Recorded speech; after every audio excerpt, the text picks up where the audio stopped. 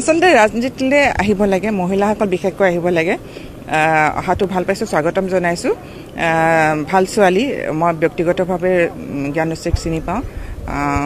ৰাজনীতিৰ ক্ষেত্ৰখনলৈ অহাটো খুবেই প্ৰয়োজনীয় মহিলাসকলৰ কাৰণে, কাৰণ 33% মহিলা ৰিজাৰ্ভেশ্যন হৈ আছে। 29 চনৰ পৰা সেই ৰিজাৰ্ভেশ্যন হ'ব। গতিকে যদি ভাল শিক্ষিত মহিলা যদি ৰাজনীতিৰ ক্ষেত্ৰখনলৈ নাহে, তেতিয়াহ'লে সেই 33% কেনেকৈ ফুলফিল হ'ব? গতিকে ভাল মহিলাটো যি দলৰে নহওক, ভাল মহিলা অহাটো ভাল। মই ৰাজশ্ৰীক বেয়া নাপাওঁ, ভাল ছোৱালী তাই।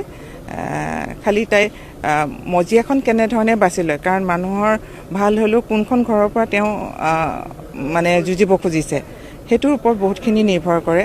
গতিকে তেওঁ যদি ঘৰখনৰ নিৰ্বাচনটো ভুল নকৰে, তেতিয়াহ'লে তেওঁ ৰাইজে নিশ্চয়কৈ আঁকোৱালি ল'ব।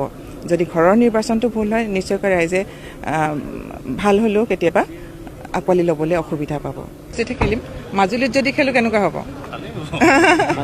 আমাৰ মুখ্যমন্ত্ৰী ডাঙৰীয়াই ইতিমধ্যে ঘোষণা কৰি থৈ গৈছে, বৰ্তমানৰ বিধায়ক মৃণাল শইকীয়া ডাঙৰীয়াই অহা নিৰ্বাচনত যুঁজত অৱতীৰ্ণ হ'ব।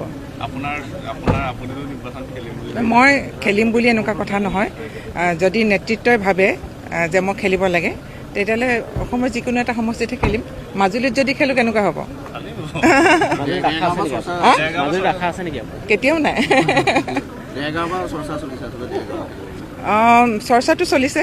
যদি নেতৃত্বই ভাবে দেৰগাঁৱত মই খেলিব লাগে, তেতিয়া নেতৃত্বৰ কথা মতে মই নিৰ্বাচনত অৱতীৰ্ণ হ'ম। আৰু যেনেধৰণে আজি এতিয়া দায়িত্ব দিছে, আপোনালোকৰ মাজলৈ আহিছোঁ, দলে যিকোনো দায়িত্ব দিয়ে তেনেধৰণে মই কাম কৰি যাম।